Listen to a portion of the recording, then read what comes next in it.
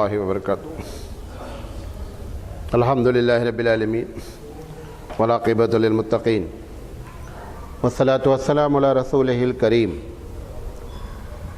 فاعوذ باللہ من الشیطان الرجیم، بسم اللہ الرحمن الرحیم۔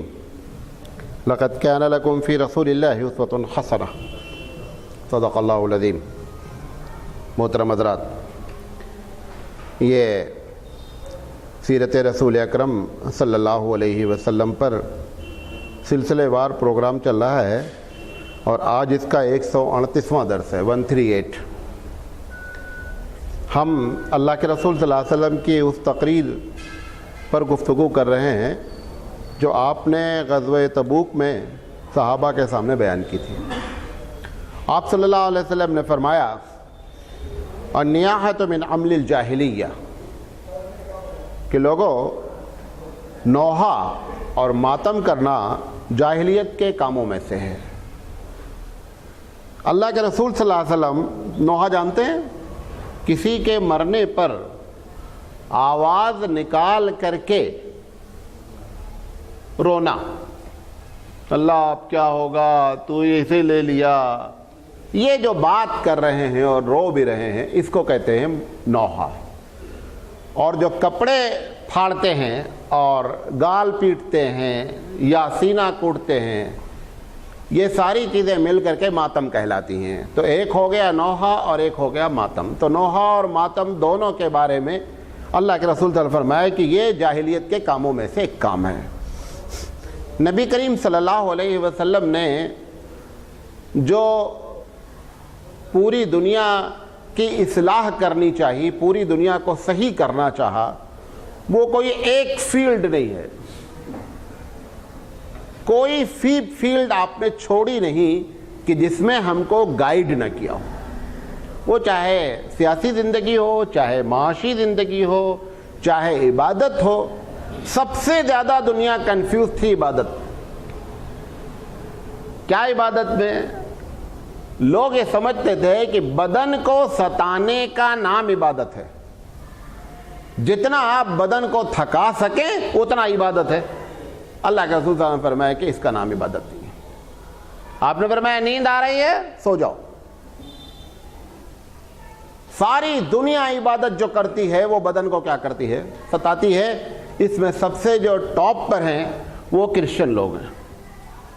کرسچنوں میں ایسے ایسے عبادت گزار ہیں، ان کے بقول کہ 20-20 سال تک جو ہے وہ اپنے ایک ہاتھ کو انہوں نے کسی درخت سے باندھ دیا، بہت ٹھنڈے پانی میں کھڑے رہے پورے مہینہ بھر۔ ایسے مختلف، کیوں؟ انہوں نے یہ سمجھا کہ اس ریاضت کا نام عبادت ہے۔ ہمارے ہاں عبادت نام ہے اطاعت رسول اکرم اور اطاعت الہی کا۔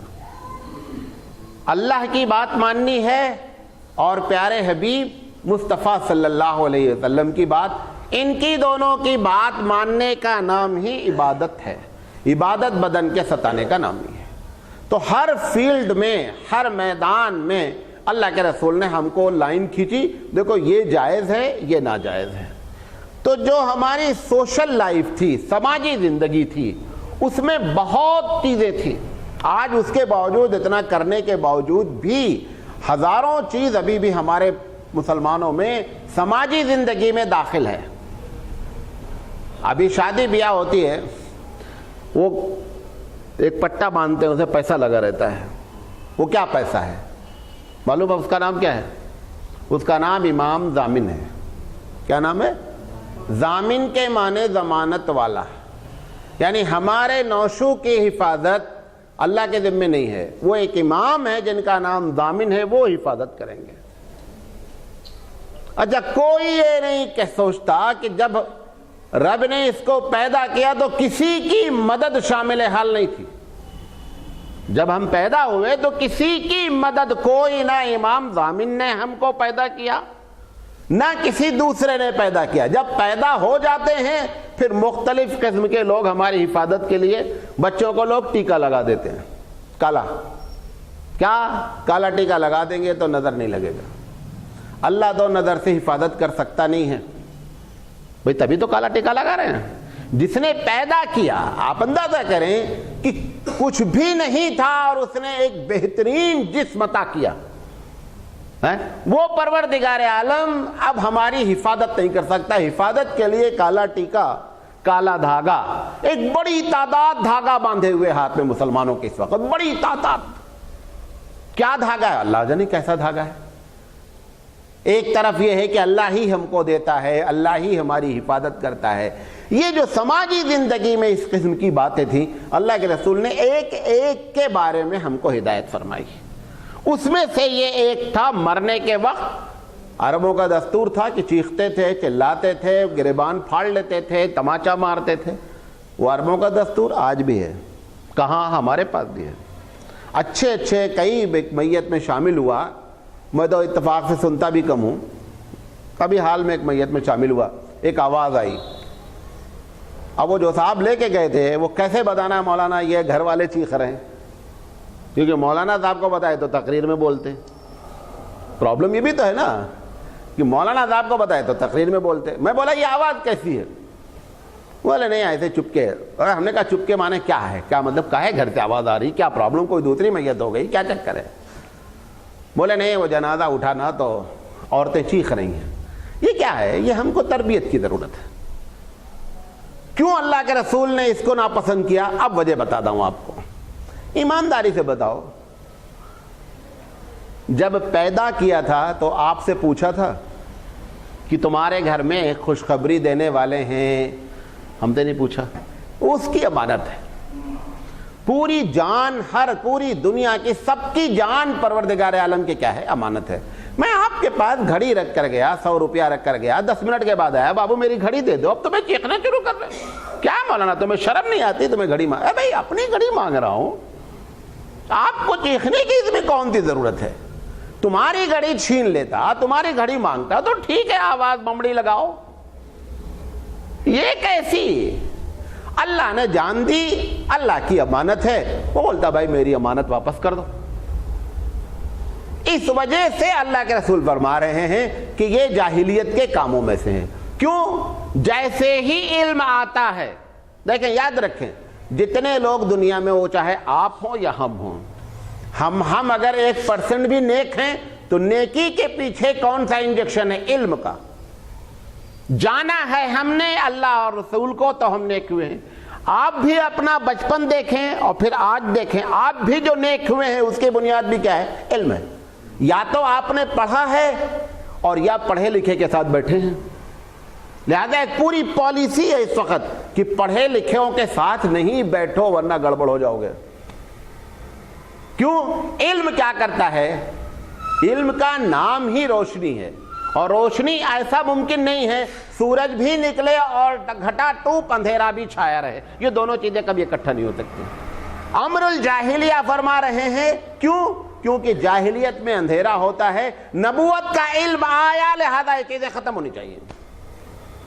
اور سب سے ٹاپ کا جو علم ہوتا ہے وہ کس کا علم ہوتا ہے؟ اللہ کے رسول کا ہوتا ہے. جتنی بھی چیزیں اچھی ہیں اس میں سب سے پیاری اور اچھی چیز حبیب صلی اللہ علیہ وسلم کی. تو ایک وجہ یہ ہے کہ وہ امانت اپنی واپس مانگ رہا ہے، اس میں چیخنے کی کیا ضرورت ہے. دوسری بات، چیخ کے کیا کر لو گے؟ سب لوگ مل کے چیخ لو. بھئی یہ کوئی احتجاج تو ہے نہیں کہ احتجاج کر دیے تو گورنمنٹ ڈر گیا، اچھا بھائی چھوڑو یار معاملہ ختم کرو. کر لو احتجاج جو کرنا ہے. اگر ہمارے بس میں ہوتا کہ اللہ سے لاٹھی چلا کر کے واپس لے لیں تو لاٹھی چلا لیتے. وہ کہتا ٹھیک ہے جتنا چیخنا چیخ لو، کیا کر سکتے ہمارا. تو جب ہم کچھ کر بھی نہیں سکتے، وہ اپنی امانت مانگ رہا ہے، تو سوال یہ ہے کہ چیخنا اور چلانا کس چیز کا ہے؟ یہ بنیادی وجہ ہے. اچھا اب سوال یہ ہے کہ ایک آدمی مرے گا، تکلیف تو ہوگی. بھئی ہمارے ساتھ رہا ہے، بھئی ہمارا کپڑا پھٹ جاتا اچانک کھروچ لگ کر کے تو اندر سے تکلیف تو ہو جاتی نا. کیوں؟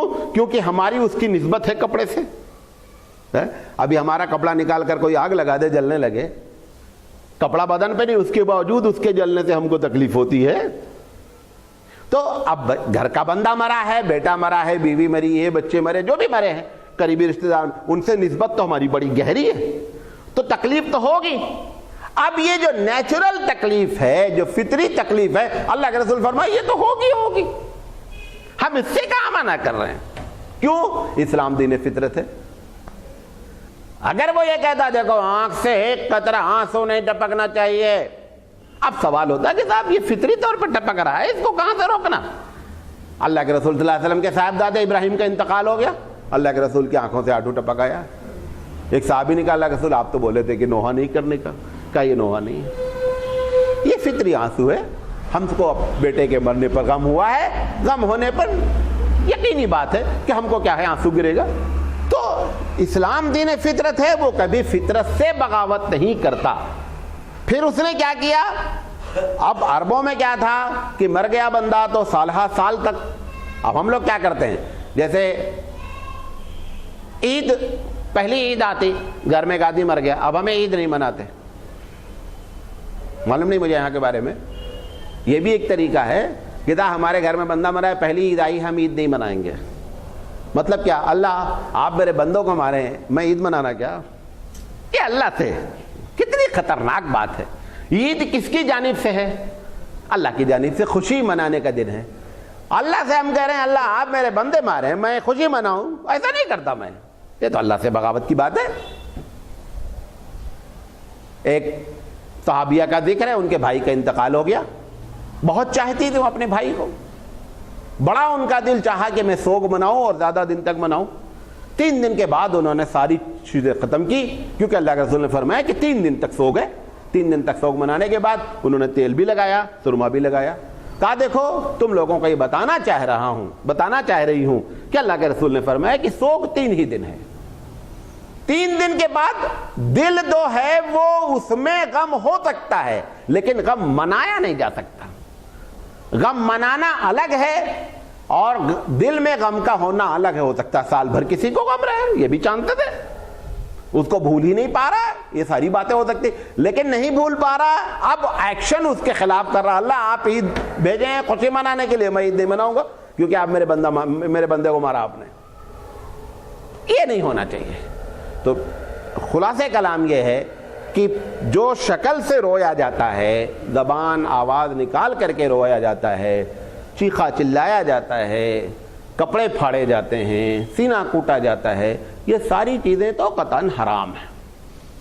اچھا، اس کے بعد جس 3 دن کے بعد اب عملی شکل میں کوئی غم نہیں ہے۔ عرب لوگ کیا کرتے ہیں، خیمہ لگا دیتے دروازے پہ، بہت لوگ آتے ہیں، اب وہ خیمہ میں چائے پانی چل رہا ہے، 3 دن کے بعد وہ خیمہ اکھاڑ کے انہوں نے گھر میں رکھ دیا۔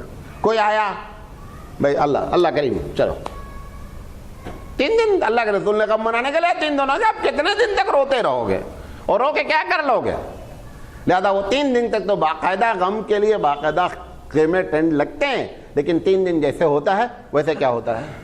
اب ہم لوگوں کیا ہے، مطلب ایک کسی کے گھر میں انتقال ہو گیا، اب اس کے رشتہ دار اگر 1 سال کے بعد اس کے گھر میں آئے ہیں تو پہلی مٹھ بھیڑ میں رونا ہے، حالانکہ سال گزر گئے اس کے باوجود رو رہے ہیں۔ تو یہ جو ہمارے رسول اکرم صلی اللہ علیہ وسلم نے ہماری جو تربیت کی ہے اس کے لحاظ سے زندگی گزارنے کی فکر کریں۔ فطری لحاظ سے غم کو منع نہیں کیا گیا ہے، لیکن نوحہ بازی ماتم بازی یہ قطعاً اب شیعہ لوگ 1400 سال گزر رہے ہیں اور ہر سال منا رہے ہیں۔ ایک بہت موٹا سا سوال ہے، حضرت حسین رضی اللہ تعالی عنہ کا غم یقینی بات ہے، بہت بڑا غم ہے۔ سوال یہ ہے کہ اسلام میں انہی کا غم کیوں منایا جائے؟ اس کی بھی کوئی وجہ ہونی چاہیے نا۔ ان کے باپ حضرت علی کرم اللہ وجہہ کو بھی لوگوں نے کیا کیا ہے، قتل کیا ہے، ان کا غم نہیں منا رہے ہو۔ حضور اکرم صلی اللہ علیہ وسلم کے چچا جان حضرت حمزہ کو لوگوں نے شہید کیا، ان کا غم نہیں منایا جا رہا۔ یہ ایک غم کی کیا بات ہے؟ جیسے میں نے پچھلی تقریر میں کہا کہ عبد القادر جیلانی رحمۃ اللہ علیہ کے لیے ایصال ثواب آپ 11ویں میں کر رہے ہیں، ٹھیک ہے۔ سوال یہ ہے کہ عبد القادر جیلانی رحمۃ اللہ علیہ کے علاوہ دوسرے بزرگ کا کیوں نہیں؟ ابو بکر کا کیوں نہیں؟ عمر کی 11ویں کیوں نہیں؟ سارے لوگ ہیں، ایک کو کیوں پکڑا گیا؟ اس کے پیچھے کوئی راز ہونا چاہیے۔ وہ راز ایک ہی ہو سکتا ہے کہ اللہ کے رسول نے کہا بھائی ان کی 11ویں مناؤ، اللہ کے رسول نے کہا حسین کا غم مناؤ۔ یہ ایجاد بندہ ہے. ہم اپنی طرف سے ان چیزوں کو ایجاد کر کے اپنی راگ اپنی ڈافلی والی بات ہے چلے جا رہے ہیں. لہذا وہ جو کر رہے ہیں وہ بھی غلط. اس میں جتنی چیز کرتے ہیں محرم میں ایک چیز بھی, سب سے پہلے بات سمجھ لیں, محرم کا پورا واقعہ اس کا اسلام سے کوئی تعلق نہیں. یہ اسلامک ہسٹری ہے. کیا ہے؟ Islamic history. کیوں؟ اللہ کے رسول صلی اللہ علیہ وسلم سے پروردگار عالم نے فرمایا الیوم اکملت لکم دینکم واتممت علیکم نعمتی ورضیت لکم الاسلام دینا. اے محمد صلی اللہ علیہ وسلم, میں نے آج تمہارے دین کی فائل کو کمپلیٹ کر دیا. اس میں کوئی چیز داخل نہیں ہو سکتی, کوئی چیز نکل نہیں سکتی. کوئی بھی کتنا بڑا بھی بزرگ ہو, اللہ کے رسول کے بعد اس کی کوئی حیثیت نہیں کہ اس کے اندر اپنی طرف سے کوئی چیز کو داخل کر دے اور وہ اسلام میں آ جائے. اس کا کوئی تصور نہیں ہے. لہذا دین مکمل ہے. جو چیز اللہ کے رسول نے منع کر دیا ہے اس کو ہم کو ہر حال میں رکنا ہے. تو یہ جو محرم میں کرتے ہیں اس کی بھی یہی حیثیت ہے. یہ غم, چلانا, چیخنا, آگ کا ماتم, شیر بننا, بھاگ بننا, معلوم نہیں کیا کیا. تو ان سے صرف ایک ہم سوال کرتے ہیں کہ حضرت علی کا غم کیوں نہیں منایا جاتا؟ حالانکہ وہ باپ ہیں, نبی کریم صلی اللہ علیہ وسلم کے داماد ہیں, چچا زاد بھائی ہیں, خلفائے راشدین میں ہیں, اللہ کے رسول صلی اللہ علیہ وسلم کے بڑے چہیتے ہیں. ان کا غم بھی تو ہونا چاہیے. پھر حمزہ کی شہادت تو بڑی خطرناک شہادت, کتنا زبردست حضور کو غم ہوا. آپ نے فرمایا اگر میرا بس چلے تو میں ایک کے بدلے میں 100 کو ماروں. اس کے باوجود ان کا غم حضور صلی اللہ علیہ وسلم نے دوسرے سال ہی نہیں منایا. نہ یہ کہا کہ بھائی اب یہ پہلی عید آئی ہے میرے چچا کو اللہ اٹھایا, میں تو عید نہیں مناتا, کچھ بھی نہیں. برادر, ایک بات یہ اللہ کے رسول صلی اللہ علیہ وسلم فرمائی. دوسری بات پھر آپ نے فرمایا والغلول من حر جہنم, خیانت جہنم کی آگ میں سے ایک آگ ہے. دیکھیں خیانت کی پہلے تعریف سمجھ لیں. خیانت کسے کہتے ہیں؟ آپ میرے اوپر اعتماد کریں کسی معاملے میں, میں آپ کو چیٹنگ کر جاؤں, یہ خیانت ہے. سب سے خطرناک خیانت یہ ہے. آپ نے بھی نہیں اعتماد کیا, ہم نے بھی نہیں اعتماد کیا, خیانت ہوئی. اس کا درجہ دوسرا ہے. اللہ کے رسول نے فرمایا کہ سب سے بری خیانت یہ ہے کہ ایک آدمی دوسرے آدمی پر فلی ڈیپینڈ ہے کہ صاحب یہ بندہ جو کام کر رہا ہے ٹھیک ہے, چاہے آپ نے پیسہ رکھا, چاہے اس سے کام لیا, چاہے اس سے دوستی کی, جو بھی ہے اس بندے نے. اب جیسے مثال کے طور پر وہ کہہ کر کے دیکھو میں جا رہا ہوں, آپ میرے پڑوسی ہیں, ذرا میری بیوی بچوں کو خیال رکھنا. اس نے بیوی کے ساتھ ہی خیانت کر دی.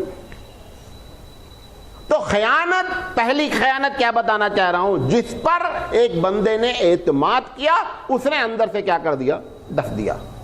آپ نے فرمایا کہ سب سے بری خیانت یہ ہے.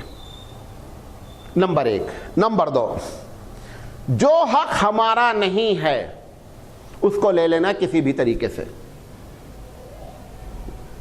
بہت سی مثالیں ہیں. ایک آدمی کا حق نہیں ہے, وہ حق لے رہا ہے, وہ اپنا چیز وہ کیا کر رہا ہے, واپس کر رہا ہے. اب یہ جتنے مساجد, جتنے مدارس, یہ سب پہلی کیٹیگری میں. آپ نے ہم کو اعتماد کر کے پیسہ دیا ہے کہ مولانا سراج صاحب کو پیسہ دیں گے, صحیح جگہ لگے گا. سب سے بری خیانت یہ خیانت ہے کہ میں اس کو ڈنڈی مار جاؤں, کیونکہ آپ نے مجھ پر اعتماد کیا تب پیسہ دیا. دوسرا بھی آپ کے پاس چندہ لینے آیا, آپ نے اس کو نہیں دیا. کس کو دیا؟ جس کے اوپر آپ کو کانفیڈنس ہوا کہ ہمارا پیسہ صحیح جگہ استعمال ہوگا. یہ پہلی کیٹیگری میں. سارے مساجد, ساری آرگنائزیشن, ساری تنظیمیں پہلی کیٹیگری میں, کیونکہ جب ہم چندہ دیتے ہیں تو اس بات پر ہم کو اطمینان ہوتا ہے کہ ہمارا پیسہ یہ بندہ کیا کرے گا, صحیح جگہ لگائے گا. سب سے بری خیانت یہ خیانت ہے. پھر دوسری خیانت, ہمارا حق نہیں ہے. اب مثال کے طور پر یہ مدرسے کی بات کرتے ہیں.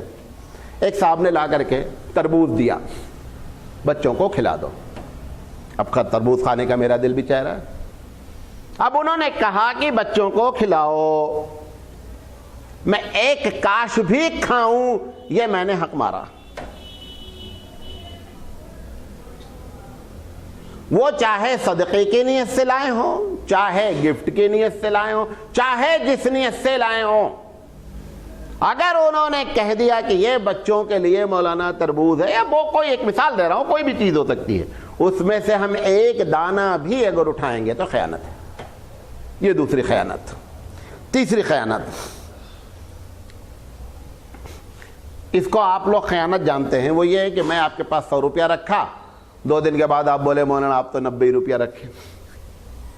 یہاں سنڈیکیٹ بینک میں نے ایک صاحب کو بھیجا پیسہ جمع کرنے کے لیے، پیسہ گن کے دیا، اس بندے نے بھی گنا، اس بندے نے بھی گن کر کے دیا، پیسہ صحیح۔ وہ جو کاؤنٹر پر بیٹھا ہوا بندہ ہے، اس کے بارے میں بعد میں پتہ چلا کہ وہ ایسا کرتا رہتا ہے۔ اس نے کہا صاحب اس میں تو ایک 500 کی نوٹ دبا دیا اس نے۔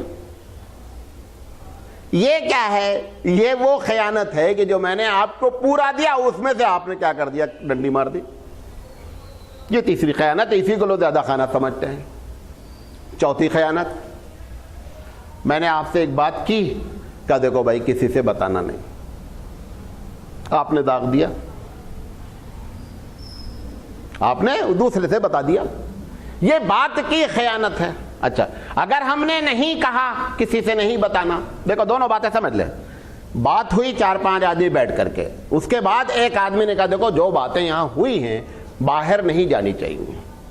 اب لازم ہے کہ وہ 5 آدمی کسی سے بھی یہ جو ٹاپک پر بات ہوئی ہے کسی سے بات نہیں کرنا۔ نمبر 2، ہم نے کسی سے نہیں کہا کہ بھائی کسی سے نہیں بتانا، آپ ایک ایسے آدمی سے بتا رہے ہیں جس سے اس کا کوئی ریلیشن نہیں ہے اور آپ کی نیت بتانے میں اچھی نہیں ہے، جس سے بھی آپ بتا رہے ہیں، جبکہ میں نے نہیں کہا کسی سے نہیں بتانا، لیکن آپ اٹھے، یہاں سے اٹھنے کے بعد پہنچ، کبھی میٹنگ ہوتی نا، تو جو لوگ میٹنگ میں نہیں شامل رہتے ان کو یہ بڑی فکر رہتی کہ بات کیا ہوئی، ان کو اس بات کی فکر ہوتی کہ بات کیا ہوئی۔ اب وہ پوچھ رہے ہیں بات کیا ہوئی۔ اچھا، اب سوال یہ ہے، چاہے یہاں بات کہی گئی کسی سے بتانا ہے نہیں بتانا، آپ بتا نہیں سکتے پھر بھی، کیونکہ وہ بندہ اس سے ریلیٹڈ نہیں، آپ اس کو کیوں بتا رہے ہیں؟ کیا تعلق ہے اس سے؟ اس کو اس بات کی ٹوہ کیوں ہے کہ ہم کو معلوم ہونا چاہیے میٹنگ میں کیا بات ہوئی ہے؟ یہ بھی خیانت کی ایک قسم ہے۔ اچھا، یہ میں نے 5 لکھے تھے کہ یہ خیانت ہوتی ہیں۔ اللہ کے رسول صلی اللہ علیہ وسلم فرمایا خیانت کے بارے میں، حدیث ہے کہ جب کوئی 2 پارٹنر مل کر کام کرتے، غور سے سنیے گا کیونکہ زیادہ تر لوگ بزنس والے ہیں، 2 پارٹنر مل کر کام کرتے ہیں، جب اسٹارٹ لیتے ہیں تو دونوں کی نیت اچھی ہوتی ہے کہ ایمانداری سے کام کرنا ہے، تو اللہ کہتا ہے جب اس نیت سے شروع کرتے ہیں تو ہم اس میں شامل لیتے ہیں۔ کون؟ اللہ شامل۔ مطلب کیا ہے کہ وہ آپ کی اس تجارت میں کوآپریشن کرتا ہے، مدد کرتا ہے۔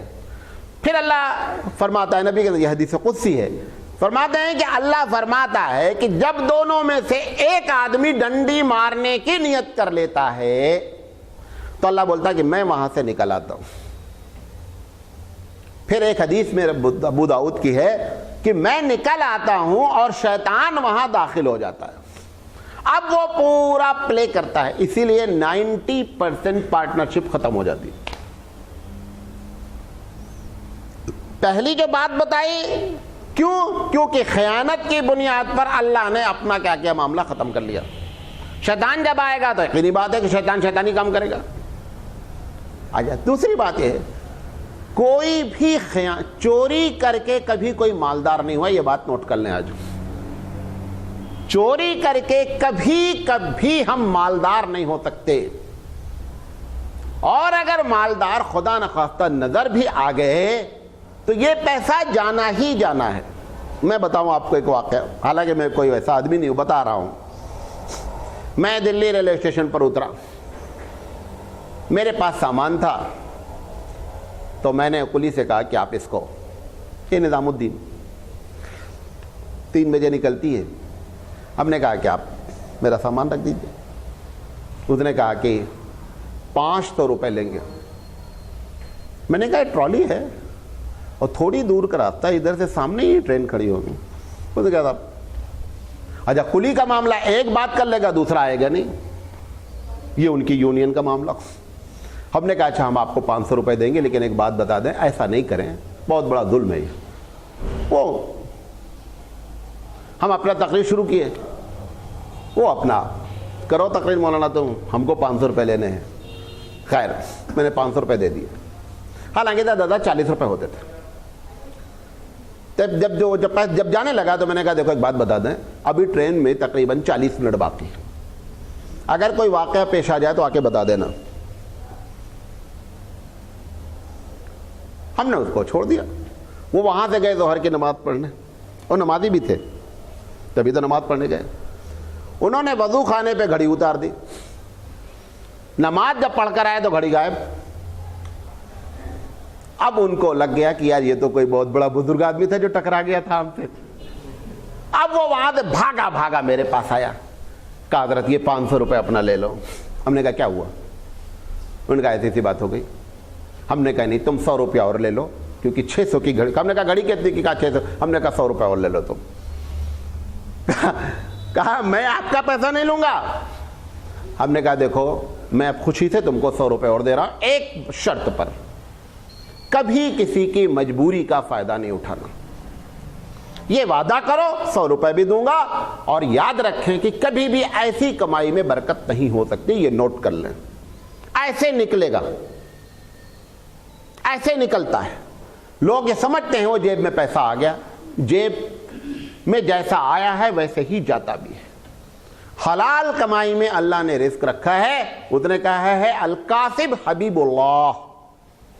میرے نالج میں جو چھوٹا سا میں طالب علم کے حیثیت سے بات کر رہا ہوں, کسی کو اللہ نے حبیب اللہ کا ٹائٹل نہیں دیا ہے کہ نمازی حبیب اللہ ہے, روزے دار حبیب اللہ ہے. الکاسب حبیب اللہ صحیح حدیث ہے, یہ الکاسب حبیب اللہ حلال کمائی کرنے والا اللہ کا دوست ہے. یہ ٹائٹل کسی کو نہیں دیا گیا ہے میرے نالج میں. اگر کہیں حدیث ہے, میں نے جہاں تک میں اب تک پڑھا ہوں کسی کو ٹائٹل اللہ نے نہیں دیا ہے. اور اتنی پیار اللہ کو یہ بات اتنی محبوب ہے کہ بندہ خیانت سے, چوری سے بچ کر سیدھے راستے سے پیسہ کمانے کی فکر کرے, اور بہت اس کے ساتھ اللہ کی مدد آتی ہے, الگ الگ انداز میں آتی ہے. نبی کریم صلی اللہ علیہ وسلم ایک صحابی سے ملاقات کرنے گئے. وہ صحابی کھیت میں کام کر رہے تھے, ہاتھ ان کے بڑے گندے تھے. اب وہ اچانک دیکھے اللہ کے رسول ہمارے کھیت پر آئے ہیں. حضور صلی اللہ علیہ وسلم نے سلام کیا, مصافحہ کے لیے ہاتھ بڑھایا. جب ہاتھ بڑھایا تو وہ بیچارے سوچے کہ کہاں سید الانبیاء, اور گندے ہاتھ اللہ کے رسول سے کیسے ہاتھ میں, چلو دھل لیں گے. پھر حضور صلی اللہ علیہ وسلم نے کہا کہاں جا رہے ہیں؟ کہنے لگا ذرا دھل لے پھر آتے. چلو ادھر آؤ. اللہ کے رسول صلی اللہ علیہ وسلم نے اس ہاتھ کو لیا اور چوما. چوم کر کے کہا کہ یہ ہاتھ گندے ہوئے ہیں حلال کمائی میں. میری نالج میں یہ بھی کہیں کوئی حدیث نہیں ہے کہ اللہ کے رسول نے کسی کو بلا کر کے اس کا ہاتھ چوما ہو. یہ بھی بتا دیں آپ کو, یہ صرف ایک ہی صحابی کو یہ فخر حاصل ہے کہ اللہ کے رسول نے بلا کر کے ان کے ہاتھوں کو چوما اور کہا یہ ہاتھ گندے ہوئے ہیں حلال کمائی میں. لہذا یہ اپنے دماغ میں یاد رکھیں کہ جو یہاں پہ بات کہی جا رہی ہے کہ خیانت جہنم کی آگ میں سے, جہنم کا کام کیا ہے؟ جلانا. اور جو چیز جلتی ہے وہ کم ہوتی ہے, کبھی زیادہ نہیں ہوتی. آج تک اتنا بڑا کاغذ کا ڈھیر لگا دو گے, جب جلا دو گے کیا بچے گا؟ اتنا بچے گا. یہ بھی کہہ سکتا تھا خیانت بری چیز ہے, یہ نہیں کہہ رہا اللہ کا رسول. کہہ رہے ہیں خیانت جہنم کی لپٹ میں سے. کیوں؟ جس کو خیانت کر کے تم زیادہ کرنا چاہ رہے وہ کم ہو رہا ہے. بات سمجھے میں جو کہنا چاہ رہا ہوں؟ جو کمپیئر کیا ہے, جو تشبیہ دی اللہ کے رسول نے کہ جس خیانت کر کے تم سمجھ رہے ہو کہ پیسہ زیادہ آ رہا ہے, میں تم کو بتا رہا ہوں کہ وہ کم ہو رہا ہے. جیسے آگ کا کام ہے کہ جو چیز بھی آپ ڈالیں گے وہ اس کو مختصر کر کے رکھ دے گی, اور کبھی کبھی کچھ بھی نہیں بچے گا, ہے نہیں؟ ایسے ہی خیانت ہے. خیانت بھی ہمارے مال کو سب سے کم کر کے رکھ دیتی ہے, کیونکہ اس کی صفت خیانت کی جہنم میں ہے.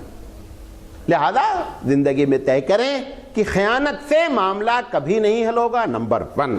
خیانت سے ہم کبھی مالدار نہیں ہو سکتے، کبھی مالدار نہیں ہو سکتے، اور یہ دونوں چیزیں اگر خدا نہ خواستہ ظاہری طور پر نظر بھی آ جائیں تو دل کو ہمیشہ پریشان ہی رہنا ہے۔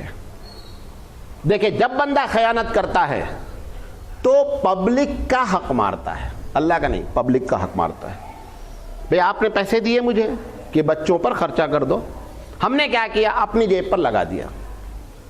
ہم نے آپ کے پیسے کو کھایا ہے، ہم اللہ سے لاکھ توبہ کریں، اللہ معاف کر دو بہت غلطی ہو گئی، ہم نے اللہ کا پیسہ لیا، ہم نے اس بندے کا پیسہ مارا ہے۔ جب تک بندے کے سامنے ہاتھ مانگ جوڑ کر معافی نہیں مانگی جائے گی اور بندہ جب تک معاف نہیں کرے گا تب تک معاف نہیں ہوگا۔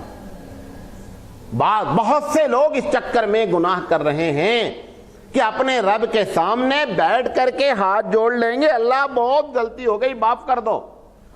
یقینی بات ہے اللہ معاف کرنے والا ہے، لیکن سوال یہ ہے غلطی تو تم نے بندے سے کی ہے۔ جیسے رشوت کی ایک دن مثال دی تھی، جو آفیسرز جو بینک کیا کہتے ہیں یہ گورنمنٹ جاب والے رشوت لیتے ہیں، ایک بڑا طبقہ اس اطمینان میں ہے کہ ریٹائرمنٹ ہونے کے بعد توبہ کر لیں گے، اللہ معاف کر دو بہت غلطی ہو گئی ہے۔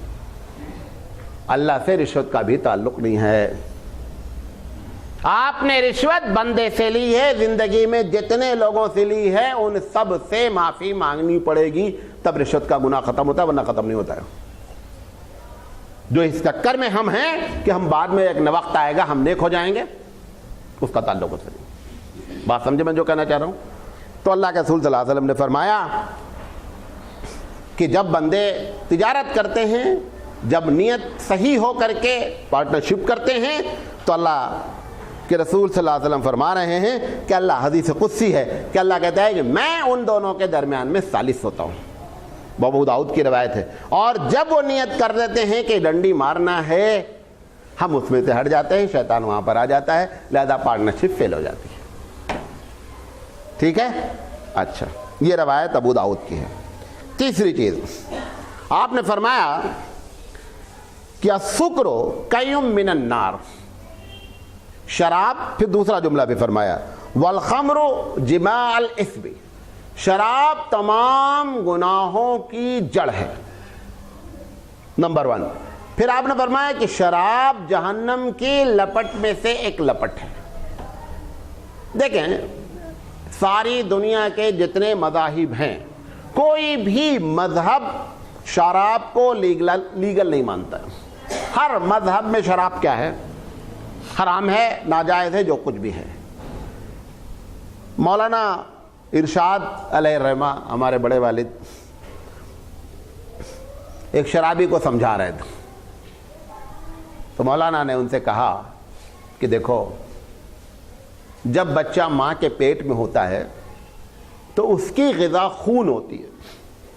کیا ہوتی ہے؟ خون ہوتی ہے۔ وہ خون جو بچہ پیتا رہتا ہے ماں کا، وہ خون اللہ منہ کے راستے سے بچے کو نہیں ڈالتا، ناف کے ذریعے سے وہ خون کیا ہوتا ہے بچے کے پوری باڈی میں چلتا رہتا ہے۔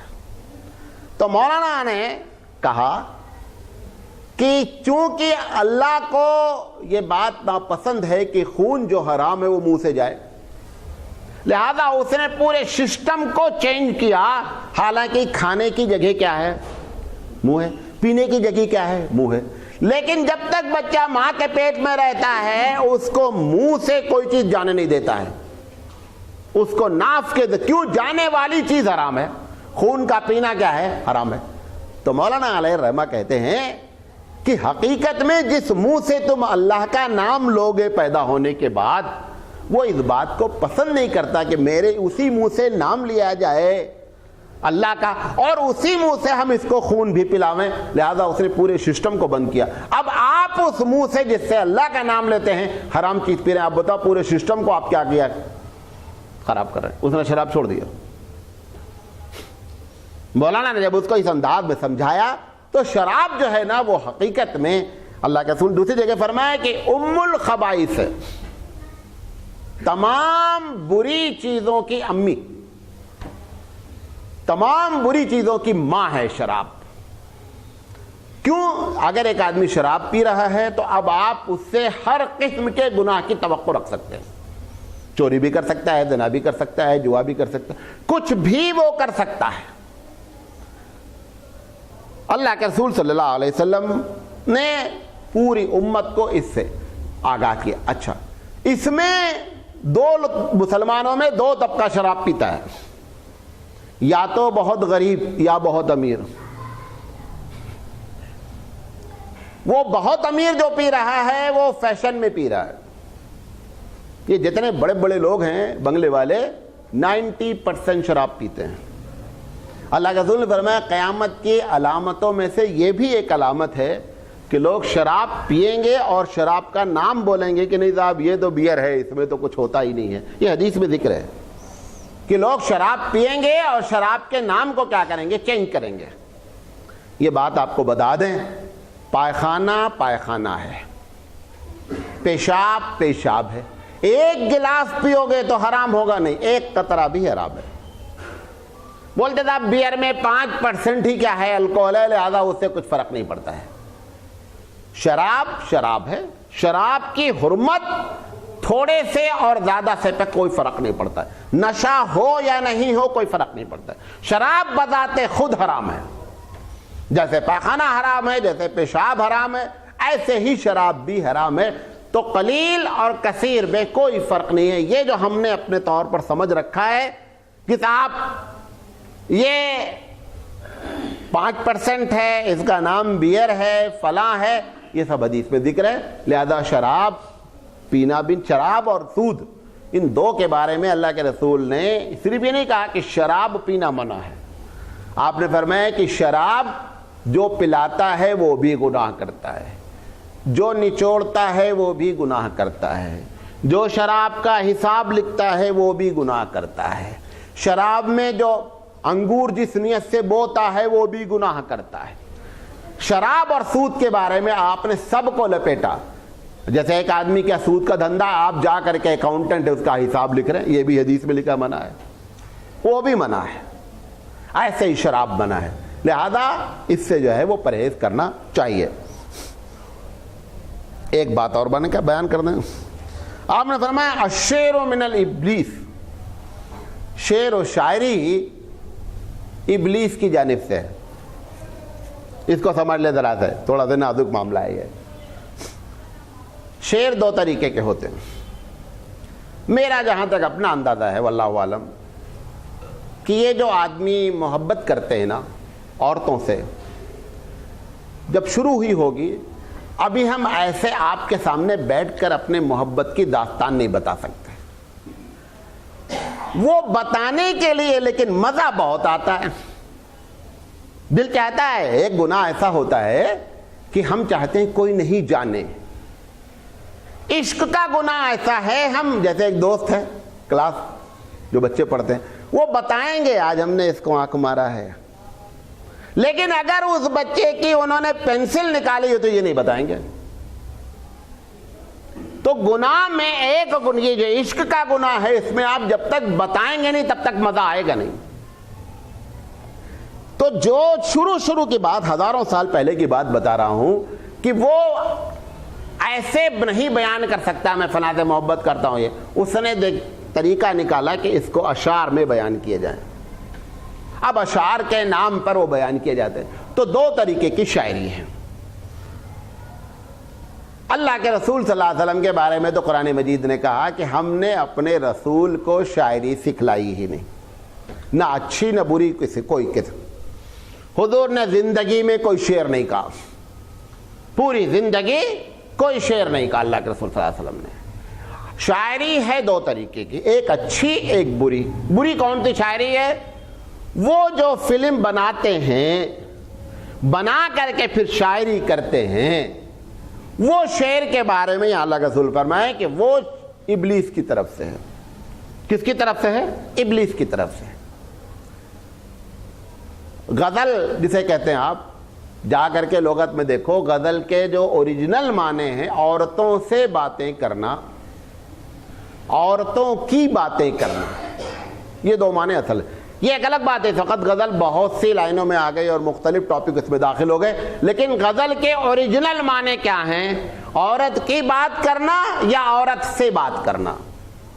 وہ جو مشاعرہ ہوتا ہے تو کچھ لوگ دیکھو بڑا زور سے واہ واہ واہ واہ، وہ کیا ہے، وہ جو شعر بولا ہے نا وہ ان کے دل کو لگ گیا ہے، کیونکہ وہ بھی جھیلے ہوئے ہیں۔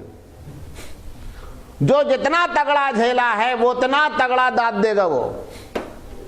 وہ شاعر نے کہا نا کہ ہم تو غزل سنا کے اکیلے کھڑے رہے، ہم تو غزل سنا کے اکیلے کھڑے رہے، سب اپنے اپنے چاہنے والوں میں کھو گئے۔ وہ شاعر یہی کرتا ہے۔ یہ جو شعر ہے اگر اس میں عیاشی ذہن میں آئی ہوئی ہے، اس شعر کے بارے میں سخت گناہ ہے۔ مووی بنانا دماغ طور پر، پھر اس کو شعر میں ڈھالنا اور پوری زندگی اسی واقعات کو مختلف انداز میں بیان کرنا ہے۔ زلف پر اتنے اشعار، اللہ اکبر، وہی جب بوڑھی ہو جاتی ہے تو گدھے کے دم سے بدتر ہے۔ وہ جو زلف پہ اتنے اشعار بول ڈالے ہیں، اگر وہی بوڑھی ہونے کے بعد وہ ان کو دم دکھا دی جائے تو ان کی شاعری ختم ہو جائے، لیکن ہزاروں شعر لوگوں بول رہے ہیں۔ یہ جو شعر ہے نا اس کے بارے میں اللہ کے رسول کہہ رہے ہیں الشعر من ابلیس، کہ شعر ابلیس میں سے۔ اب جو دوسری شاعری ہے، اس کے علاوہ ساری شاعری جائز ہے۔ بچوں کے لیے شاعری کرنا، اللہ کے رسول کی نعت بیان کرنا، نبی کریم صلی اللہ علیہ وسلم اللہ کے لیے حمد بیان کرنا، کوئی تاریخی واقعات کو اشعار میں بیان کرنا، یہ ساری چیزیں۔ حضور صلی اللہ علیہ وسلم نے خود حسان بن ثابت رضی اللہ تعالیٰ عنہ کے لیے دعا کیا اور فرمایا حسان ان کو جواب دو، جبریل تمہارے معاون ہیں۔ وہ کون سی شاعری ہے؟ وہ شاعری یہ زلف والی نہیں ہے، وہ حقیقت میں اشعار ہیں جس میں جو ہے لوگوں کو اچھی باتوں کی طرف ابھارا گیا ہو۔ تو اگر اچھی بات کی طرف ابھارا جا رہا ہے تو شاعری صحیح ہے، لیکن 90% مشاعرے اور وہ شاعری جو کرا رہے ہیں مشاعرے، وہ بھی اصل میں ابھی ہم کسی سے کہیں آؤ ہم سب لوگ بیٹھ کر کے اپنے محبت والی بات بیان کریں گے، کون کیسے جوانی میں ٹکرایا ہے، تو کوئی نہیں آئے گا۔ یہ کیا بیہودہ مولانا، تمہیں شرم نہیں آتی ایسی باتیں کرتے ہو؟ وہی بات کو شاعری میں کرنا ہے، اس کا نام کیا دیتے؟ ثقافت، ادب۔ جیسے آج کل جو ڈانس وانس ہوتا ہے اس کا نام کیا دیتا ہے؟ Cultural programme. ابھی ہم کسی سے بولیں کہ بھائی اپنی بیٹی کو بھیجو، اس کو نچانا ہے، نچاتا ہی وہ اسکول والا کیا کرتا ہے؟ ہم اگر آپ سے بولیں کہ بھائی اپنی بیٹی کو بھیجو اس کو نچانے کا ہے، بولیں گے مولانا تمہیں شرم نہیں آتی؟ اب ہم بولتے بھائی ایک کلچرل پروگرام ہے، اس میں 50 روپے دینا، وہ بھی دیں گے کلچرل پروگرام، اور ناچنا اس کو پھر بھی وہی ہے ناچی۔ تو یہ دنیا نے ہوشیاری کی ہے کہ اگر وہ ڈائریکٹ کہے ہم نچائیں گے تو آپ بھی پھر جائیں گے، اس کا نام کلچر دے دیا جاتا ہے، آرٹ دے دیا جاتا ہے۔ آپ دیکھیں موہن دوجڑو ہڑپا کے جو پکچر ہیں سب پوری سیکس کے اوپر ڈیپینڈ ہے، وہ آرٹ ہے۔ بھئی کسی کا سطر دیکھنا اسلام میں جائز نہیں۔ اب ہم کو دیکھنا ہے، کیا بول کر دیکھنا ہے؟